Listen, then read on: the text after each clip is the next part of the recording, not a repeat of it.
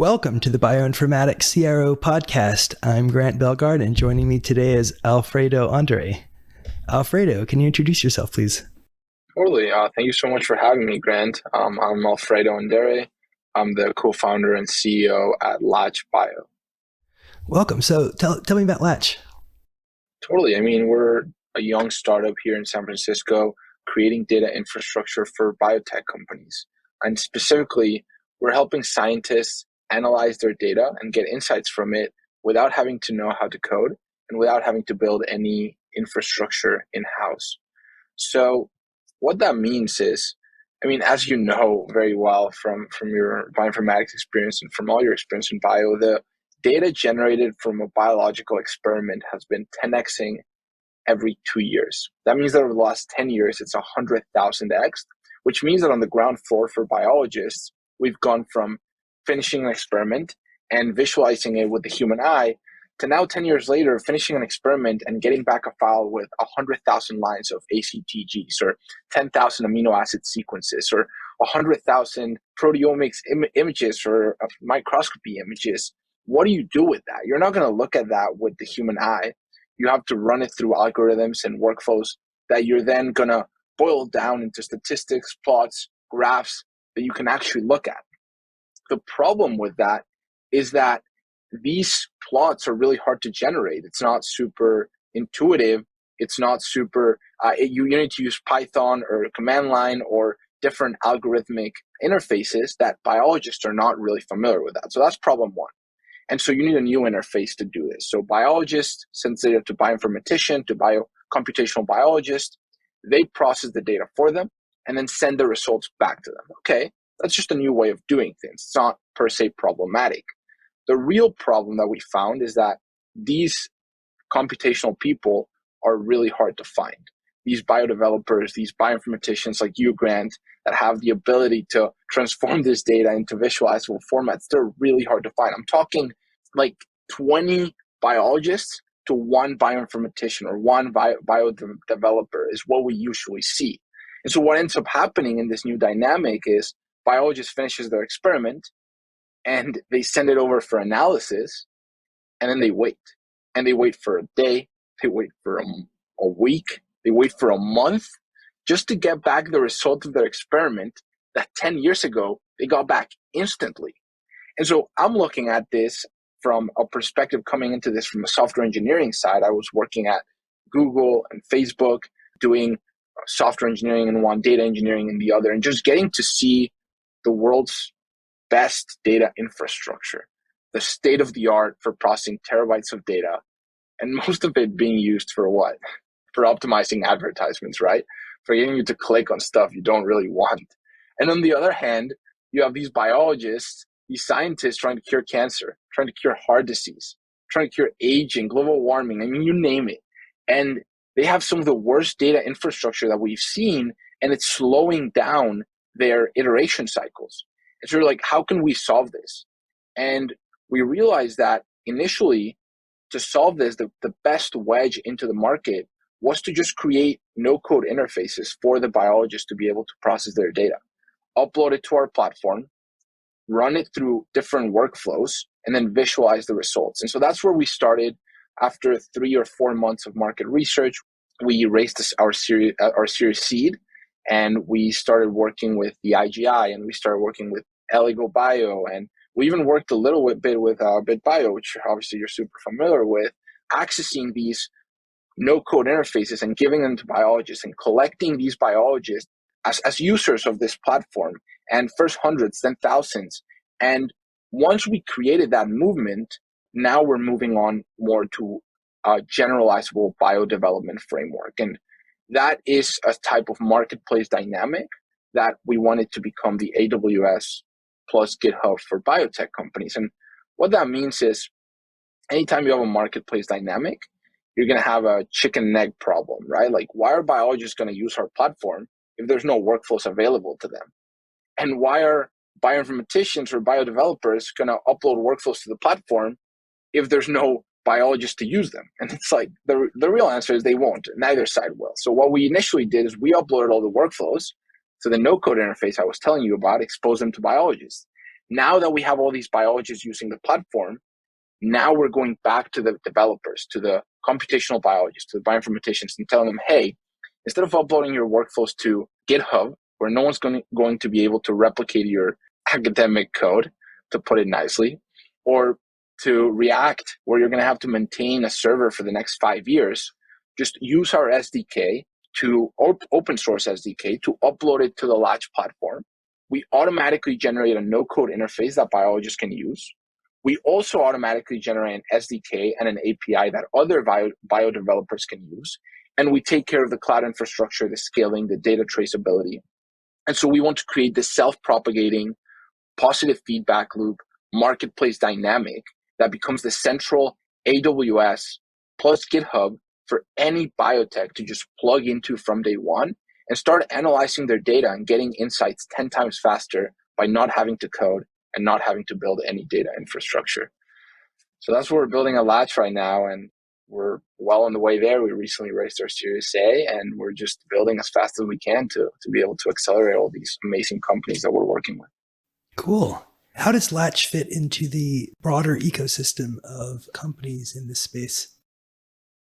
I see this two main levels that we deal with. You have all the biotech companies, or really the biology companies, whether it's bioproduction or actual therapeutics or 100 other things. And then you have the software providers.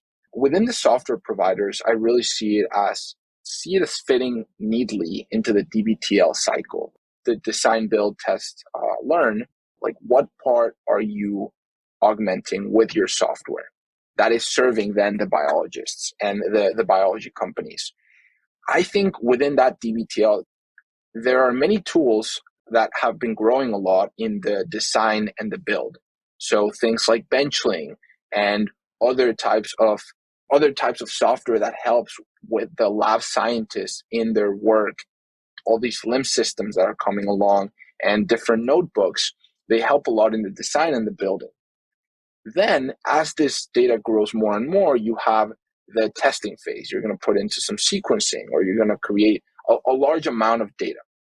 And the testing phase is really interesting because there's a large gap there from the testing that was previously biological, the microscope makers, the different wet lab makers that were doing test machinery, to now it's all computational, and there's a huge gap. And there's some companies that came along and are trying to fill that space, but it's still a very new space, that space being computational. So that is where we fit in. Once you get your data back, you upload it to Latch, and then you start processing it, visualizing it.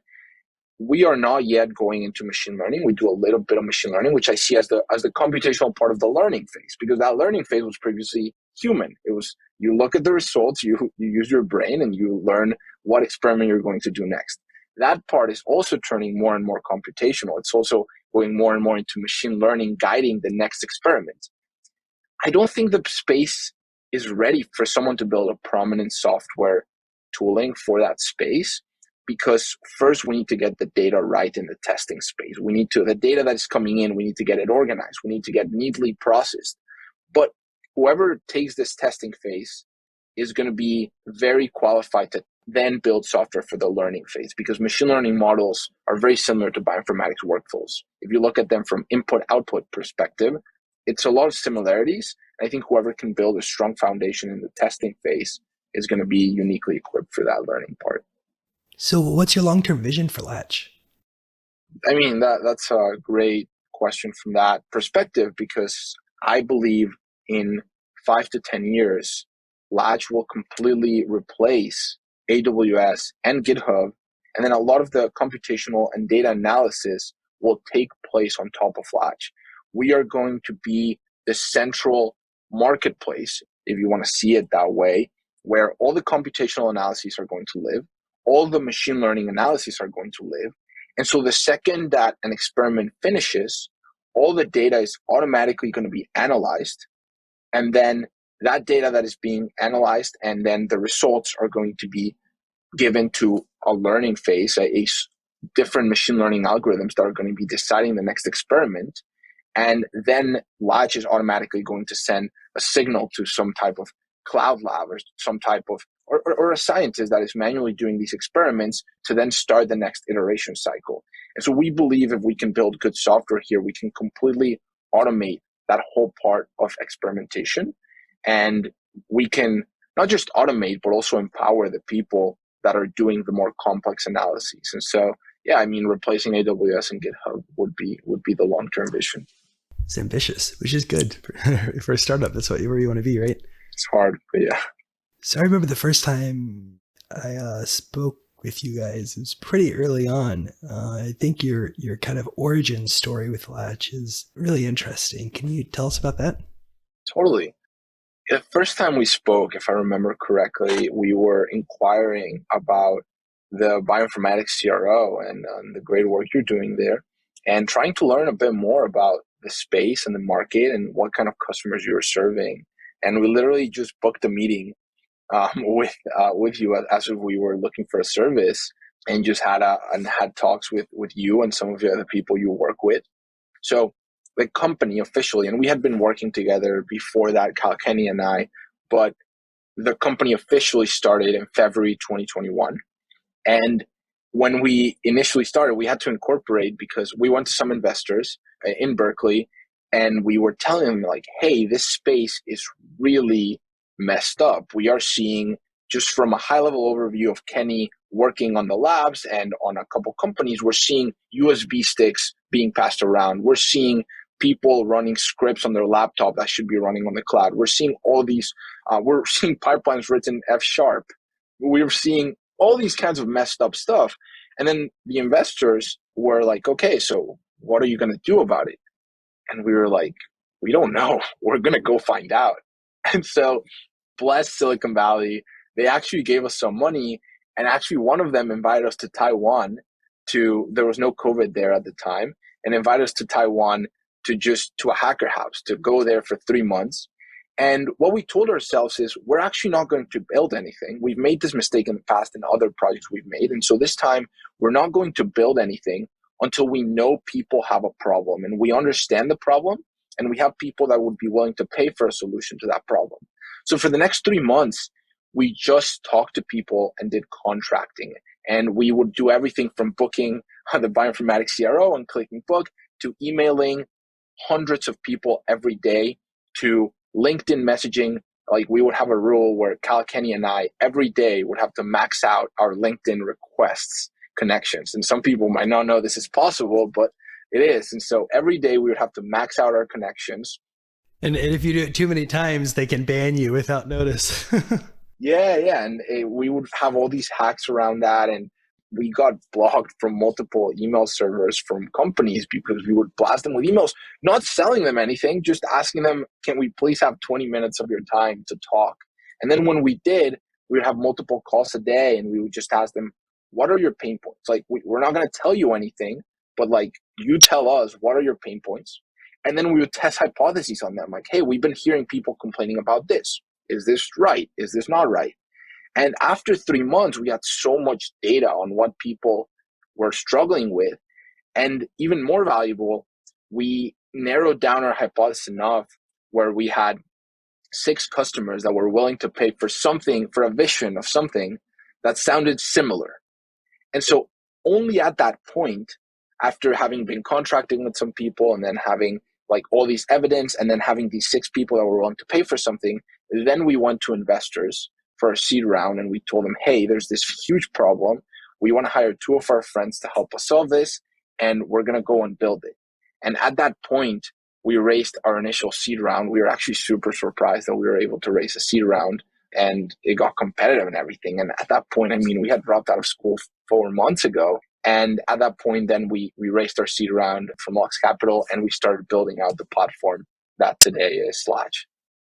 It's fantastic. So when you were newly at Berkeley, were you planning to start a company or anticipating starting a company, or did this just kind of naturally bubble up from the problems you were seeing? I think it's a combination of the two. I was planning on starting a company at some point, and it's something I've always had in my plans. Being from Mexico, a lot of the people I know are business owners, whether medium to large business owners. And so a lot of the role models around me were always just business owners, not startups, more like commodity commodity sellers or different types of businesses, but always business owners. So I always had that in my plans, but it didn't have to be out of college. I was planning on graduating. I was fully planning on graduating. I mean, I had a semester left. I was actually adding a major at the time in math on top of CS and planning on seeing if I could minor in it. And then during the summer of COVID, when I went back home, I started talking initially with Kyle, actually, because him and I were really interested in neuroscience. And so we started talking not about starting a company, but more so about starting a project. Like, could we build something that people would use? Could we make something useful for people? And talking through different projects, we started working on neuroscience. And I think like literally a couple of weeks after that, we all went back to Berkeley and bless COVID, which is something you rarely hear. I was supposed to be in Palo Alto at Google. Kenny was supposed to be in Boston at Asimov. And then Kyle was supposed to be back in LA for the company he was working at. But because of COVID, we were all working remotely from Berkeley. And so as soon as we got back, we went to a party with Kenny and we started telling him about some of the ideas. We had ideas at the point. And we were like, Kenny, you should consider working with us. And he decided to join. We started working on projects initially on a cognitive science, a neuroscience project to try and predict people's emotions from an EEG headset and try and predict their focus and their emotions and just hacking on different machine learning and neuroscience stuff, and then looking at where to apply it. And so we looked at focus applications, we looked at marketing applications, and we started building some projects there. But really, I mean, that is the worst way to ever make a startup. Like starting with a technology, well, maybe in biotech, but generally when you're making a startup, starting with a technology and then trying to fit it to a problem is, what I didn't know at the time, a terrible way to do a startup. Well, I mean, I think that's probably one of the reasons biotech is so hard, right? Is it often is based on technologies, and I mean, some have great commercial potential and others don't, but it's just such an IP minefield. Yeah, 100%. And no, I think so too, because in normal, I mean, software and tech land, that is the worst way to do a startup. And the real way you should do it is you find a problem you're completely passionate about and you want to be solving for the next 10 years. And you try out 1,000 different solutions. If you start out with a solution, you're going to be left in a very unflexible way. But we did that. We didn't know. We were just working on a project and working on different ideas. And at some point, while working on the project, we actually like started giving to people. Nobody wanted it, and we couldn't understand why. Like, this was such a good idea. If like we could predict people's emotions with an EG headset.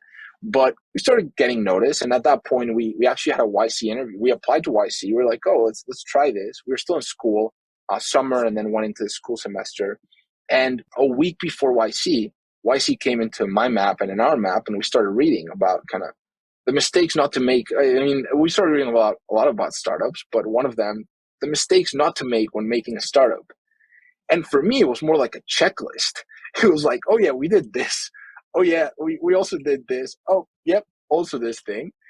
And at some point, I think it was me, but generally agreed to by the team. We were like, guys, we need to pivot. Like, if we actually want to make anything out of this, like, this is not the right way to start. And so that's around September, November.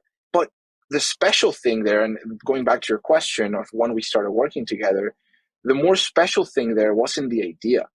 The more special thing was having worked with Cal and Kenny and all of us working with each other. We knew there was something special there. We knew that the way we got along and the way we shot ideas and the way we discussed and the way we got to the truth and the way we built and the hard work we put in, we knew there was something very special there. And so we knew that we wanted to work together further and build something as big as we could.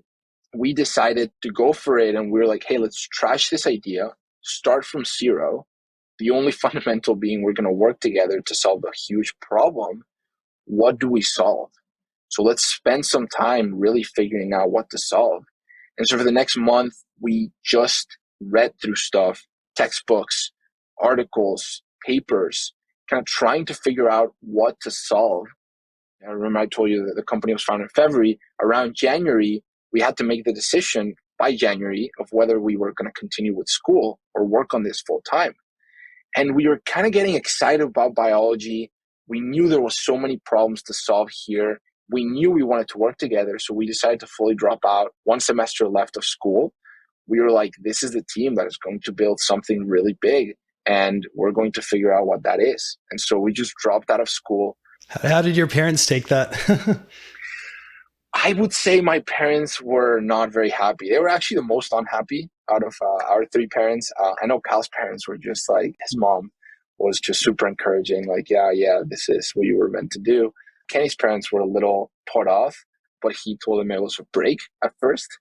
My parents were completely pissed off. Like my mom, off until recently, she was still telling me, like asking me when I would go back to school. I still joke that if we IPO one day, my mom will be super happy because then I'll be able to go back to school to finish to finish Berkeley. Yeah. Go finish your last semester. Yeah. Sorry, y'all like technically on an extended leave. Well, that's the beauty of Berkeley. Yeah, that they always, I think they give you something like 10 years to come back and finish your degree. So, I mean, you never know. I might just take some summer courses for fun. Because, I mean, I love school.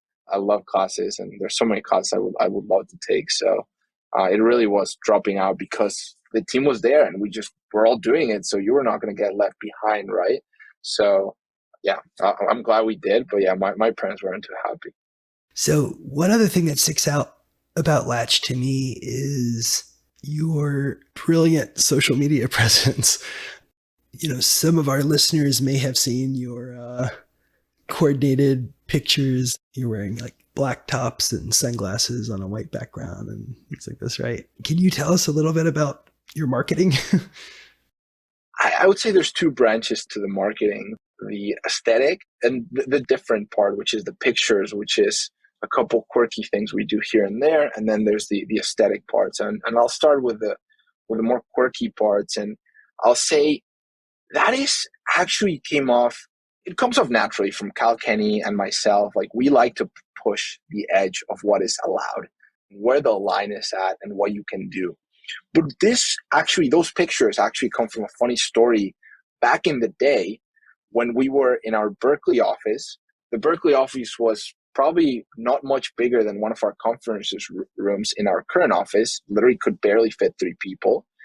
And in there, we had never raised a single dollar of venture capital. We were just three guys with a dream.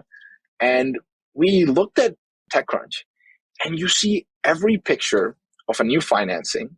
And I was actually making fun because it's either in a couch or with a tree background. Every single picture. And I'm seeing like, these are the people that are changing the world. These are the people who claim to be doing the most innovative, different work, the ones that are thinking outside of the box. And every picture you see is the same thing with three founders or two founders or a couple of founders just on a couch or on a tree. Like, why does no one do anything different, right? I bet they use the same small group of photographers. Probably a lot of the same backdrops. I would not be surprised. And so we're looking at this and we're like, we're never going to be like this. And it was a clear if, right? If we ever raise any venture capital and if we ever go on the news and make a news announcement, we're going to do something very different. And so we started brainstorming like, oh, what would we do? It was either Kenny or Cal pulled up the Lonely Island pictures. They're really well known for taking just wild pictures. And they have one where they're right behind each other. In that one, they're in black turtlenecks and glasses in one of them. And in the other one, they're in blue turtlenecks. And they were like, we're going to do something like this. And it was just like a running joke, right? That if we ever did get funding and did big enough to get an announcement, we would do something like that. And then we got our seed round, which was actually a pretty hefty amount of money and from Lux Capital. So it was newsworthy. And the decision came. And it was like, are we going to go back to the norm and do what every founder does, like we made fun of? Or are we going to stick to what we said and take those pictures and publish them. We obviously did the second, and we took the pictures, and we had a great time in the photo shoot. We actually took the whole founding team at the time, 6 people. And yeah, I think those pictures are going to go down in definitely the history of Latch, and hopefully history in general. So that's the pictures. And then the aesthetic of the website and the aesthetic of our Twitter page and all our whole platform, I would say that's in big part to, I mean, the whole team. I think the whole team has a lot of an eye for aesthetics and for making sure things look good from a user perspective. But really, two people, Max Mullen, our founding engineer, and then even more, Nathan Mansky, our founding designer. He was a blessing because Max Mullen and Aiden, they were good friends from ours in Berkeley. But Nathan, I interviewed 100 designers and I wouldn't like any of them. And then Nathan came along, interviewed him. I loved his designs. He came to SF from Minnesota to interview for 3 days.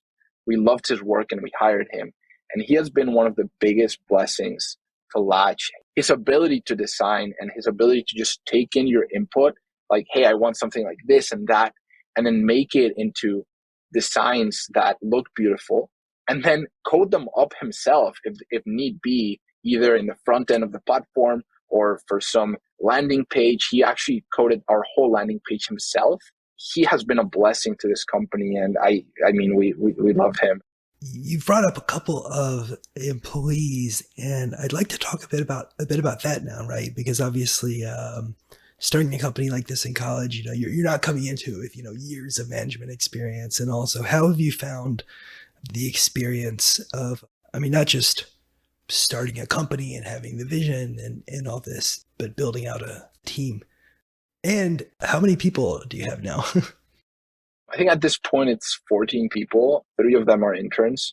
So it's really 11 people full time, which is wild. If you had told me a year ago that we would be here, but yeah, that's a great question. And I think it's one of the biggest problems that you face as a company founder is just building a team and not just leading the team, but putting the team together and finding the right people. Because if you want to build an iconic company, you have to bring in people that are very, very special and that are going to lead the company themselves and lead themselves. And this is just a constant thing that we think about every day. Thankfully, I was blessed by always being interested. And I can say the same thing about Kenny and Kyle. Have always been interested in finding a really special and talented people, especially engineers. And not because I was like, oh, I want to recruit them in the future. It's just the type of people I find really interesting are the scientists, the engineers, the people that are technical and builders and creating things.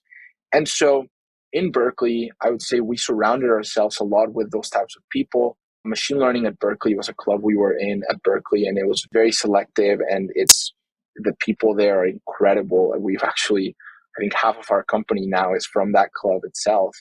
And so we've always been very keen about this. And so now when we did start a company, it's like, hey, now we have a cause, now we have a mission. And it's not an ad optimization mission, right? It's not another SaaS startup. We're actually building software, really hard engineering problems that then help biologists and scientists tackle some of the world's biggest challenges. Let's recruit some of our friends and let's recruit some of the people we know. And so it's something that we think about a lot in the company. We actually have meetings every week where we talk about the people that we're talking with and the people that we want to hire in the future. And no timeline is long enough for someone that you want to hire, right? Like you might want to hire someone in a year or 2 years and they're currently busy, but you know that they're amazing and that at some point they will be a great fit for the company. And it is part of your job for every engineer, for every BD person, for myself especially, to continue building relationships with those people and following them and setting up the company so that in the future they'll be uniquely positioned to drive our mission forward. And so it's something we take very seriously and that we drive forward every day.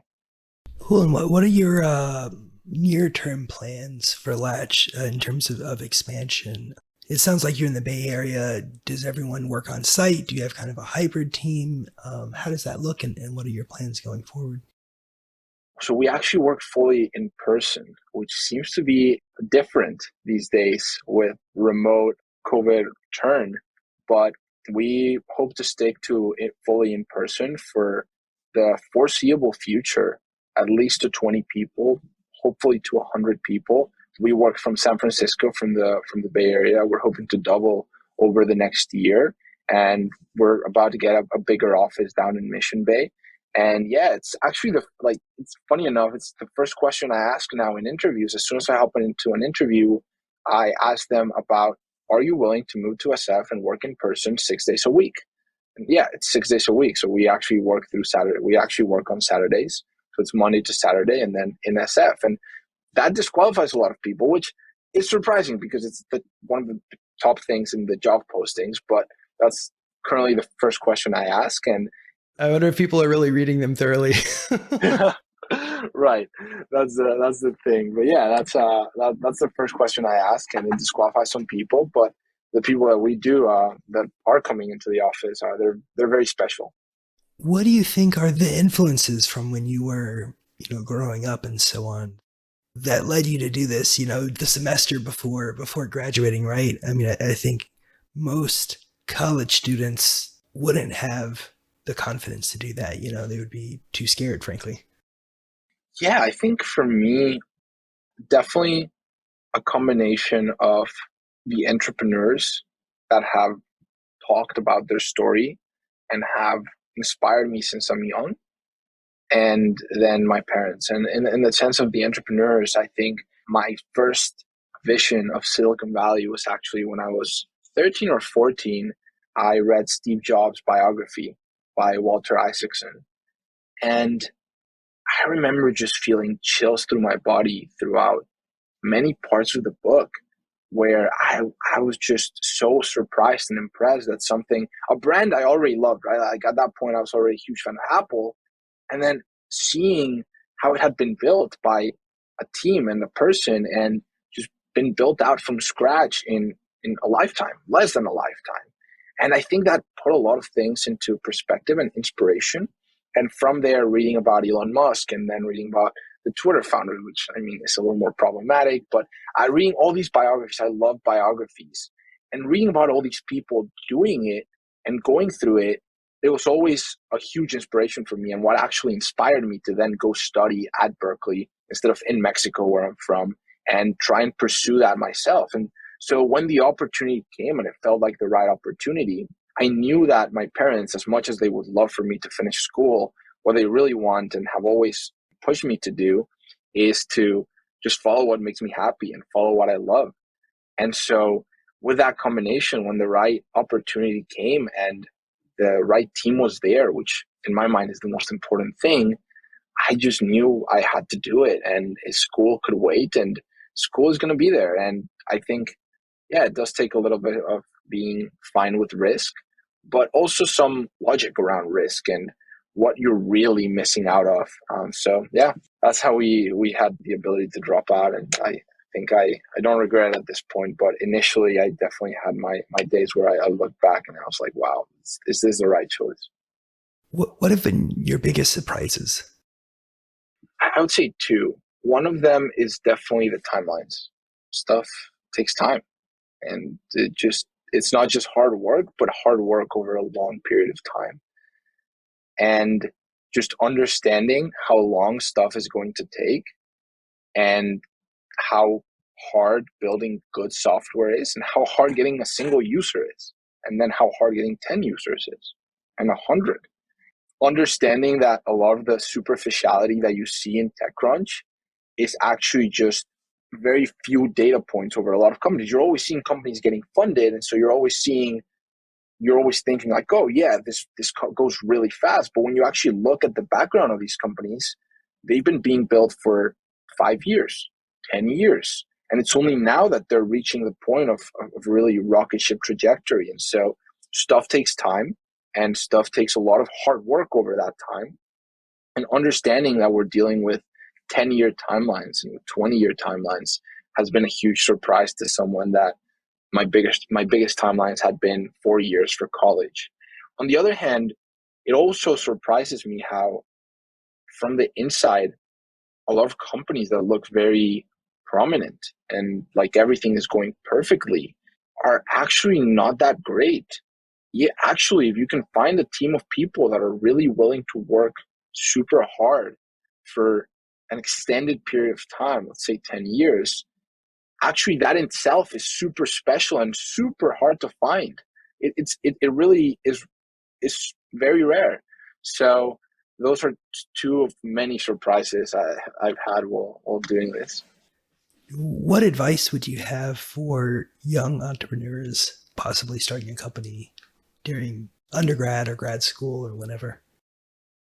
My first advice would be to not take anyone's advice. Uh, or not anyone's advice, but yeah, be very selective and filter out a lot of the advice you get. I like to say that all advice averages out to zero. And so I think you have to be very selective because when you're a young startup founder, especially in biotech, right? You like if I had $1 for every person who told me that I cannot start a biotech software company without a PhD, I wouldn't have to make a startup. But it's very discouraging to talk to people and to get everyone's advice because most people will tell you you can't do it. And sure, the probabilities are low. But the other thing is, the other advice I would give is don't do it just for the sake of doing it because it's really, really hard and it's not a good life. I mean, unless this is your calling, and you might not know if it is, you should probably not do this. It's really hard to make a startup. It's working 7 days a week, 16 hours a day, every single day for the next 10 years of your life. It's really painful in many ways. You miss out on a lot. Unless you are convinced that this is your calling and this is what you want to do, you will not enjoy it. And so that would be my other piece of advice is don't do it. And I like to give that advice because I think if you're the person that's the type of person who's going to do it anyway, you're going to do it anyway. But I would recommend not doing If you're contrarian enough, yeah. it. It's rough. It's really hard. If there's one message you would have for our listeners about Latch, what would it be? We are not a no code platform.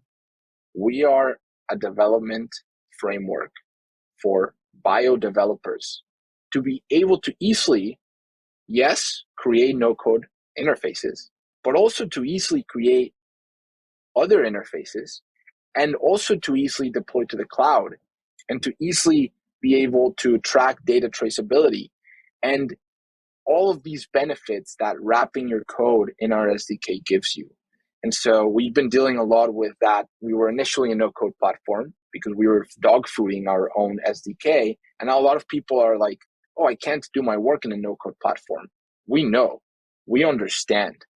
And now we're open sourcing our own SDK that we use to create those no code platforms to the rest of the world and hoping to get the developer community in bio to adopt it and accelerate their work and accelerate the work of their company.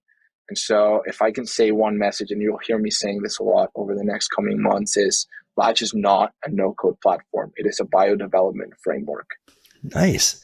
Well, thank you so much for joining us today. It was great. No, thank you, Grant. Really appreciate you having me. I'm a huge fan of